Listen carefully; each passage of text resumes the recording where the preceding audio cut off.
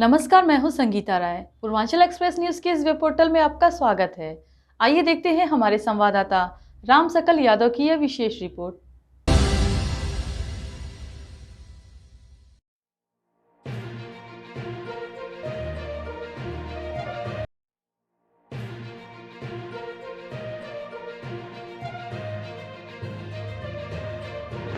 वित्त मंत्री निर्मला सीतारमण ने मंगलवार को चालू वित्त वर्ष 2024-25 के लिए पूर्ण बजट पेश किया। यह उनका लगातार 7वां बजट है।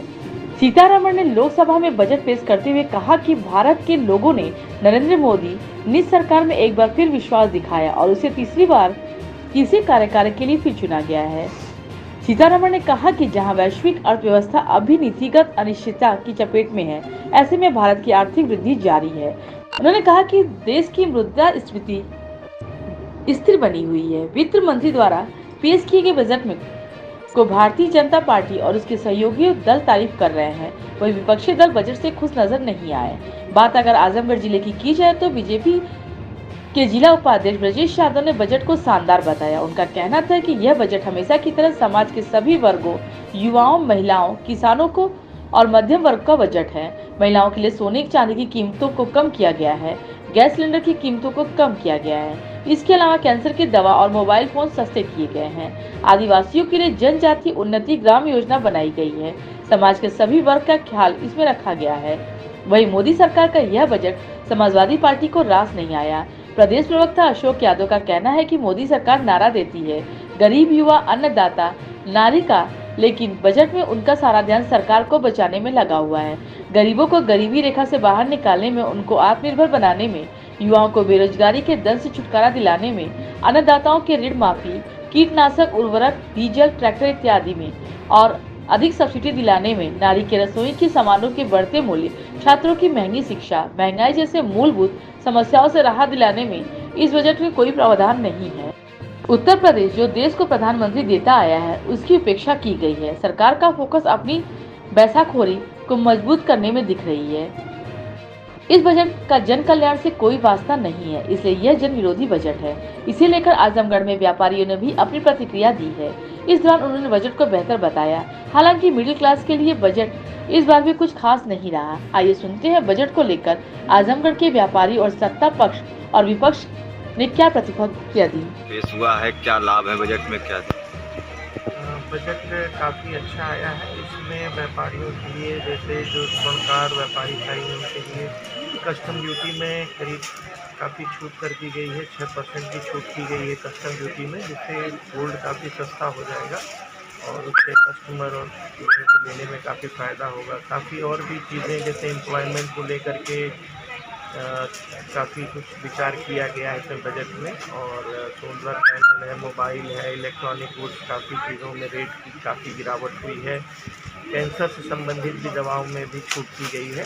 इन सभी चीज़ों से काफ़ी लोगों को फ़ायदा होगा। काफ़ी अच्छा बजट आया है, इसके लिए मोदी जी सरकार को जनता धन्यवाद देती है। पास हुआ है, क्या है बजट?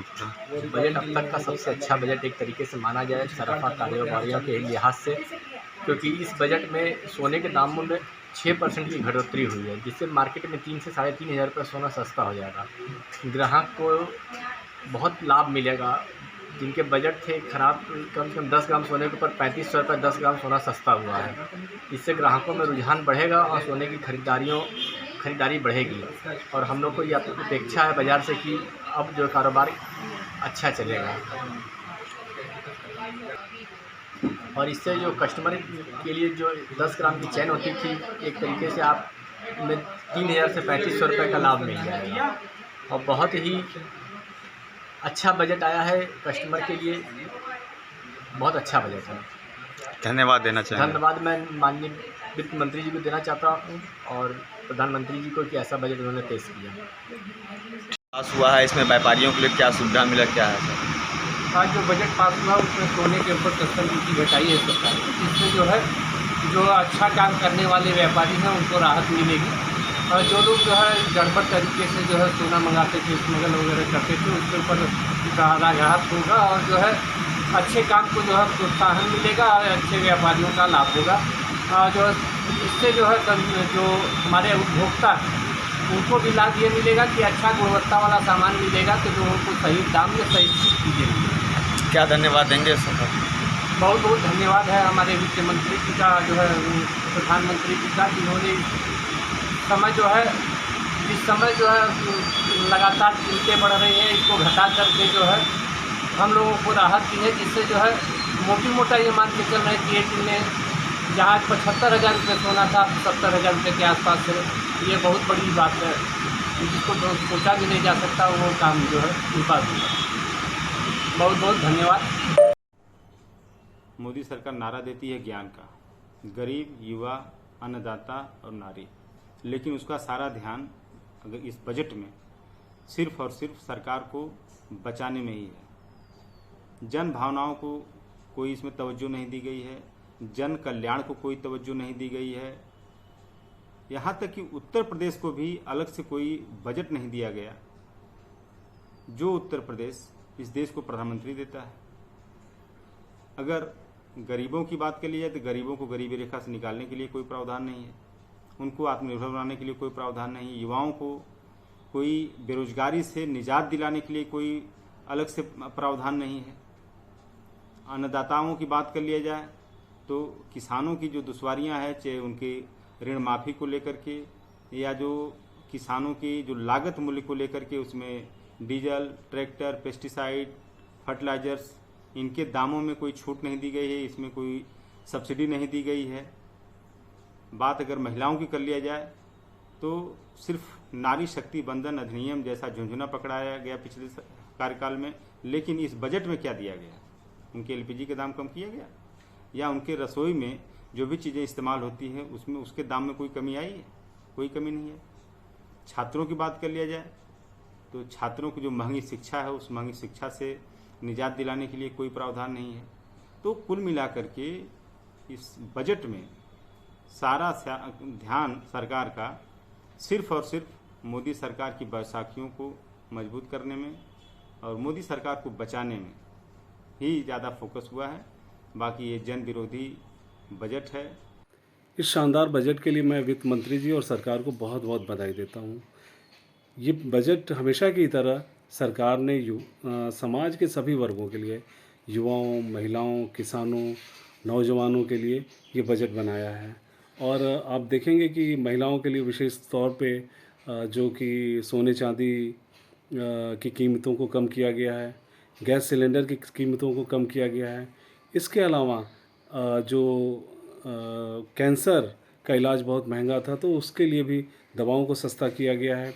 इसी तरह से मोबाइल फ़ोन को सस्ता किया गया, क्योंकि आजकल तो बच्चों को भी पढ़ाई लिखाई में मोबाइल की आवश्यकता पड़ रही है। इसी तरह से आदिवासियों के लिए उन्नत जनजातीय उन्नत ग्राम योजना बनाई गई है, जो कि आदिवासियों को जीवन को बेहतर करेगी। तो समाज के सभी वर्गों का इसमें ध्यान रखा गया है। और ख़ास तौर से मैं कहना चाहूँगा कि हमारे नौजवानों को ध्यान में रख के ये बजट बनाया गया है, क्योंकि 1 करोड़ युवाओं को इंटर्नशिप की योजना बनाई गई है। इसके अलावा 1 करोड़ शहरों में गरीबों के लिए घर बनाए जाएंगे और युवाओं को जो रोज़गार करने के लिए मुद्रा लोन अभी 10 लाख रुपए तक था, उसको बढ़ा करके 20 लाख रुपए तक किया गया है। और साथ ही जो हम बिजली की समस्या से जूझ रहे हैं, तो ऐसे सोलर प्रोजेक्ट बनाने के लिए सरकार ने सोलर सेट में भी की कीमतों में भी कमी की है।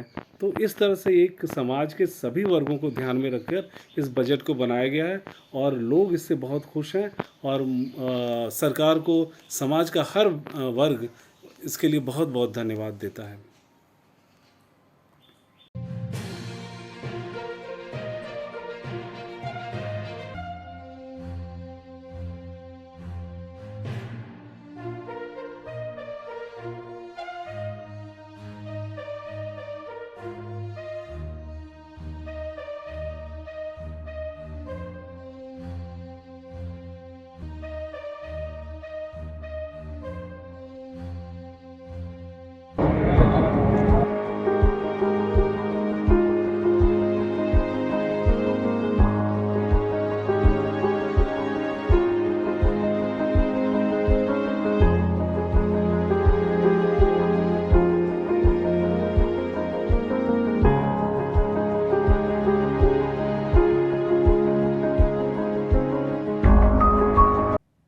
अगर आपको हमारी खबर पसंद आई हो तो हमारे चैनल को लाइक, सब्सक्राइब और शेयर जरूर करिए।